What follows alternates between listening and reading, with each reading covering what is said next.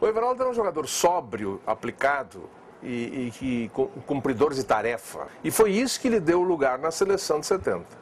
Mas ele, em 1966, uma passagem bem interessante, ele, quando nós perdemos o campeonato para o Portugal, estava eu e ele numa soleira da nossa casa,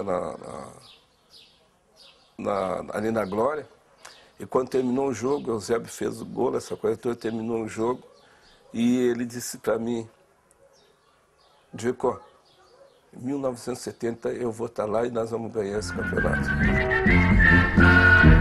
90 milhões em ação, pra frente Brasil, do meu coração. Todos juntos vamos pra frente Brasil, salve a seleção. De repente é aquela corrente pra frente, parece que todo o Brasil deu a mão. Todos ligados na mesma emoção, tudo é um só coração. Todos juntos vamos pra frente Brasil, Brasil. O futebol brasileiro praticamente se restringia a Rio e São Paulo.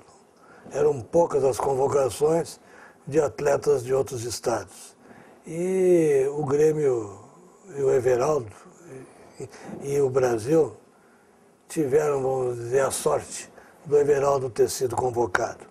Everaldo realmente se afirmou, foi convocado já como reserva, mas se afirmou e tomou conta daquela posição. E claro que isso encheu de orgulho a todos os gaúchos. O Everaldo conquistou esse espaço sem ser um craque, sem ser o primeiro jogador do Rio Grande do Sul, mas ele ingressou num espaço em que havia carências brasileiras, não é? Ele não é titular até a estreia. Na estreia é que ele deu a resposta qualificada e quem estava ali não, né? Então ele obteve o lugar e não largou o lugar e foi realmente um cumpridor, exatamente isso, um cumpridor de suas obrigações, literalmente. Ele era muito frio para jogar. Aquele jogador que tivesse que jogar contra o Pelé ou que fosse, ele entrava natural, não tremia as estruturas. Então isso aí foi que deu toda essa chance para ele, né?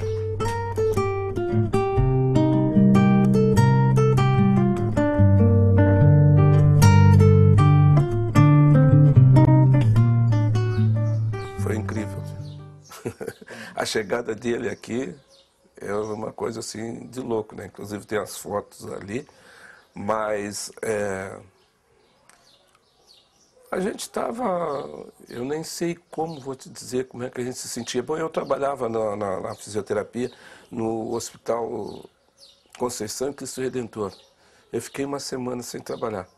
O meu patrão, que era o professor Vladimir, me dispensou. Professor, nós temos que aprontar essa chegada desse negrão aí. Diz, então tá, pode ir que deixa comigo aqui. E fizemos uma recepção monstruosa para ele, né? A chegada dele aqui, desde o aeroporto até o Campo do Grêmio, até o Palácio do Governo. A mãe, minha mãe e as filhas dele e a esposa foram não sei se foram para São Paulo, esperar eles em São Paulo, foram até o Rio, e de lá, eu sei que de lá que elas vieram junto. Nós estávamos com esse aeroporto lotado aí, né? Eu acompanhei a esposa do Everaldo, fomos todos esperar no Hotel Plaza Copacabana, onde foi realizada a grande festa da conquista do tricampeonato. Presentes lá, todos os atletas que conseguiram aquele título. Uma festa que lotou aquela Avenida Princesa Isabel, uma festa que não sai da memória daqueles que lá estiveram. E o Everaldo lá estava, representando a todos nós, representando fundamentalmente o Grêmio e a gente gaúcha. Não, para nós era um orgulho o Everaldo ter vestido a camisa da Seleção Brasileira. Tanto é que quando eles voltaram, a gente foi esperando no aeroporto, né? Ele desfilou no carro de bombeiros e ele, quando voltou, ele continuou mesmo, Everaldo, de sempre, aquela simplicidade dele. Everaldo chegando em Porto Alegre, desfilando naquele carro de bombeiro. a cidade toda parou, a cidade toda festejou. Porque o nosso vizinho, quer dizer, aquela figura, aquele amigo nosso de zona, né, que a gente admirava quando o guri daqui a pouco era campeão do mundo. É uma relíquia para todos nós, porque na época dificilmente o jogador de gaúcho iria para a seleção brasileira.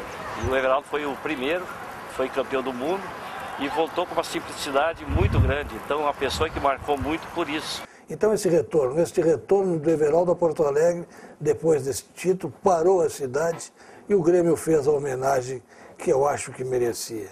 O Grêmio, através do seu Conselho Deliberativo, por proposição minha, incluiu na bandeira, no pavilhão tricolor, isso que está inserido no Estatuto do Clube, pavilhão das três cores, uma bandeira com as suas faixas em branco e preto, e lá no canto, lá no fundo, lá no alto, o Everaldo, a estrela dourada que representa então o título conquistado pelo atleta, a presença do Grêmio na seleção brasileira e a presença do Rio Grande neste título magnífico que foi o tricampeonato mundial. Daquela estrela que o Grêmio tem, eu não conheço outro time no mundo que tenha um jogador, muitas vezes eles representam um campeonato e eles fizeram representar um jogador. Praticamente com todos os seus componentes, o governador do estado, Peraque Barcelos, o Simval Guazelli, que foi o orador, eu o indiquei como orador oficial naquela sessão, o presidente do Conselho Deliberativo, comandando a reunião, que era o Cláudio Luz, e todos os ex-presidentes do Grêmio foram buscar o Everaldo à porta do Salão Nobre, no Salão Nobre do Grêmio, onde se reúne o Conselho, que eu digo que é o Salão Sagrado. E todos os presidentes conduziram o Everaldo até a mesa diretora dos trabalhos. Foi uma noite inesquecível, uma noite que calou fundo. Everaldo chorou e acho que todos nós choramos também.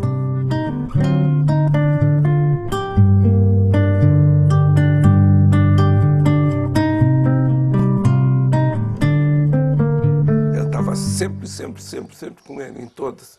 Naquela, inclusive, a minha irmã que faleceu, as minhas sobrinhas Denise e a outra que faleceu também, insistiram para ela ir. E eu fiquei de fora, era eu que era para ir naquela... Foi doloroso. Posso esquecer, eu estava indo a Bento Gonçalves. E pela rádio fiquei sabendo daquele acidente bárbaro. Everaldo saindo daquele posto de gasolina e o carro dele sendo abarroado. Nós fomos para um jogo de futebol, eu lembro das arquibancadas, eu lembro eu e minha irmã brincando. Eu tenho essas lembranças, assim, a gente estava brincando. Eu lembro quando a gente veio embora, que nós passamos num posto de gasolina. São poucas essas lembranças assim, que eu tenho assim, que me vem à cabeça. Parou em Pantano Grande para jantar e após a janta, o Everaldo até jantou com toda a família dele lá ainda, eu fiquei com ele lá. E o pessoal depois da janta foi embora. E eu tinha ido na frente sempre, ele ia atrás. Daí eu parei num posto de gasolina para abastecer, ele encostou do meu lado e ele me chamava de alemão. Alemão, eu vou indo, tu já me pega. E aí nós vamos chegando e realmente a gente viu uma aglomeração assim na estrada. Tinha sido um acidente, ele pouco antes tinha sido levado embora. E eu casualmente naquele domingo eu estava aqui na rádio e a gente recebeu a informação. E aí nós começamos a sair atrás, né, para saber exatamente o que havia, ligar para a polícia rodoviária e tal, né. Foi uma notícia impactante, né, o Everaldo e toda a família, menos uma filha, né, acabou falecendo. Eu estava dormindo, né, quando aconteceu o acidente, então... Sim. Tinha uma prima da minha mulher e uma sobrinha dela na minha casa, porque eu estava com um guri pequeno e a minha filha pequenininha, né? Então elas estavam lá comigo para cuidar das crianças. E eu saí correndo e gritei para elas: vocês ouviram o que deu? Ouvimos, tio. O Everaldo que morreu, pelo menos é o que o rádio deu. Eu saí atucanado, né? Saí atucanado, não é verdade, não pode ser. Aí tinha um concunhado e um cunhado que moravam também perto, vieram correndo, pegamos um carro, fomos para pronto-socorro. Mas a notícia, assim, é uma notícia que ninguém quer, mesmo quando é uma pessoa que está doente. Imagina quando vem de soco assim pra gente, né? Quase enlouquecido. que a saudade é demais. O principal dela, quando ela levanta de manhã, é o pai. É o telefone, quando ligaram, foi a luta demais dela, da facerice dela, de ligar o telefone todos os dias para falar com o papai. Tá bom, mas agora faltam poucos dias, graças a Deus. A luta está quase no fim. No dia 23, se Deus quiser, nós nos encontramos no Rio.